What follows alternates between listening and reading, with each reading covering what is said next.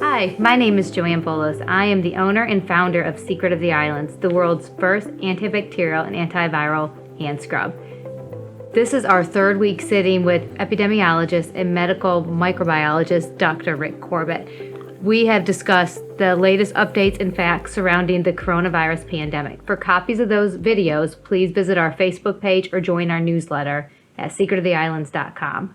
First of all, I want to bring attention and thank the real heroes and real backbone of our country during this time. The grocery store employees, truck drivers, janitors, our first responders and nurses, volunteers, doctors, everyone that's working so hard to protect the public's health. You are on the front line for the country, and we thank you. We see your sacrifice. We see the hours that you're putting in. We see your dedication, and we appreciate it. Dr. Corbett, since we spoke last week, we talked about the death rates. The death rates at the time were 1.2% and have now increased to 1.6%. Are you alarmed by this at all? Well, actually, it's 1.75% right now. But no, because there's not a tremendous difference yet. I'm not really alarmed. Over the past 10 years, we've had between 140,000 and 810,000 cases of the flu, with a death rate, but a death count of 12,000 to 61,000 per year. Per year. And that's pretty high. Okay. What is the death count so far for this virus in the country? The death count so far is 2,866 cases. Okay. And that's out of 163,539. Still, every death is important, and we would like to have death rates of 0. But I'm not particularly alarmed because I think our death rates are probably lower than in other parts of the world.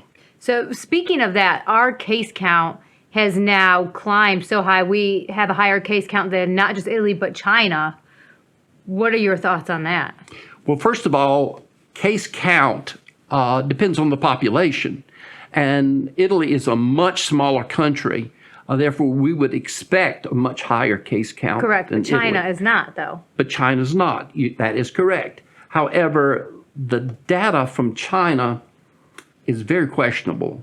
How they are reporting things and whether they're reporting them accurately or not is certainly a big question.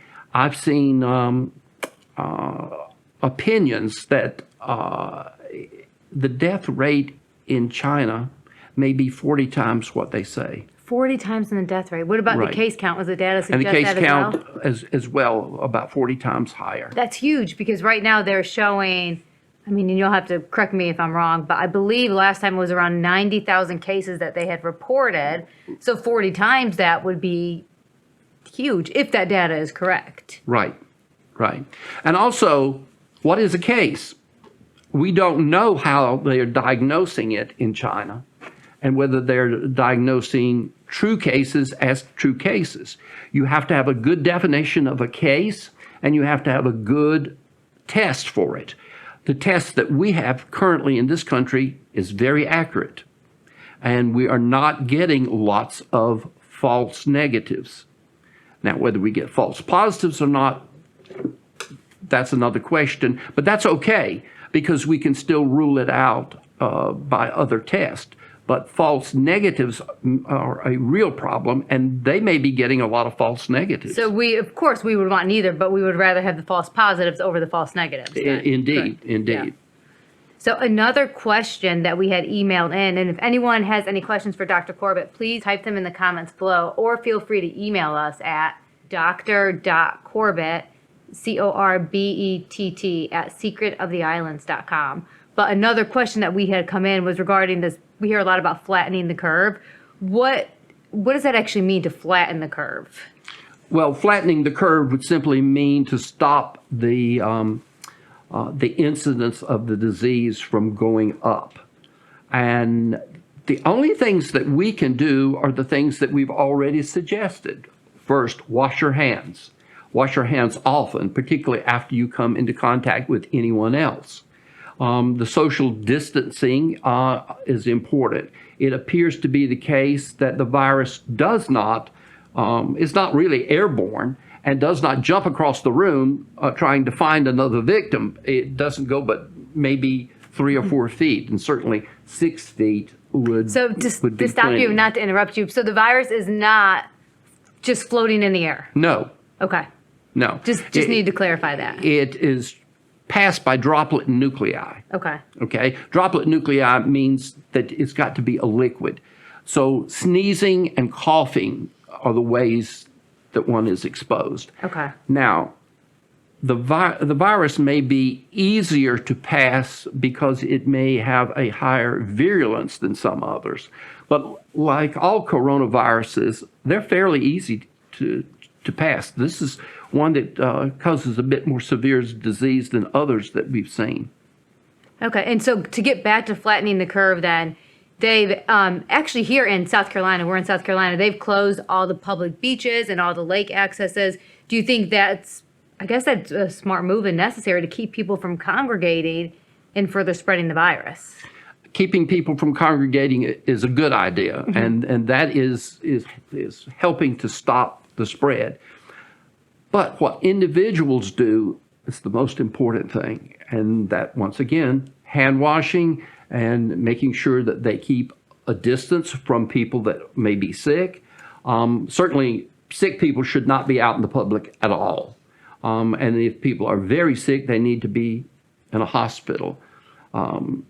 If they really have to, I like the idea of not being in a hospital, because you can pick up all kinds of microbes in a hospital you can't get anywhere else. So if a patient can possibly stay away from the hospital, that's the best. So staying home, quarantining yourself in your home. That's the best right. bet. That's right. That's the safest thing to do.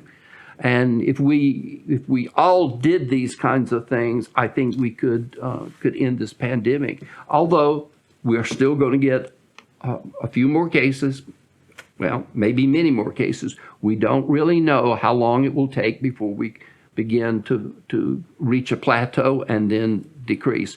But I would say the recommended things that we are doing are the right things. Compliance is important, though, and how well the public complies, I don't know. Okay, so everyone, please, social distancing, extremely important for flattening the curve.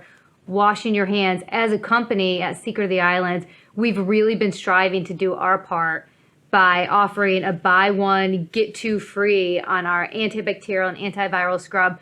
We want to get our product in the hands of nurses, of doctors, first responders, people on the front lines that need to wash their hands, and that there's a shortage of supplies. So please, thank you for all the orders that have been coming in. Continue doing so and passing out the jars.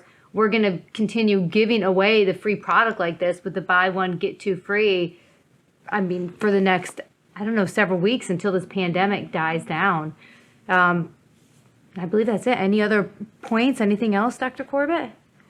No, I don't believe it. I believe I have anything else, but I do urge people to be real careful and to wash hands and wash surfaces, because we don't know how long the virus would last on a surface. We've had a number of estimates depending on the kind of surface. Shoes. But we don't know. Not to interrupt you. So there has been evidence showing that it lives on the soles of your shoes, obviously because it's a surface. Right. So I guess taking off your shoes when you're entering into your home is probably a good habit to get into, which you should be doing anyways, but. Well, when I was working as a medical microbiologist, I always changed shoes and clothes as soon as I came in my home. Should we be changing our clothes too, or taking the shoes off? Is that enough? Depending on who you've been around. If you've been in a setting where you know that there's somebody that's infected, I think changing clothes and changing shoes would be a good idea. You can't be too careful. It's true. All right, Dr. Corbett. And everyone, again, the email address, if you want to email any questions directly to Dr. Corbett, it's Dr. Corbett, CORBETT, at secretoftheislands.com. All right, thank you so much, Dr. Corbett. Thank you.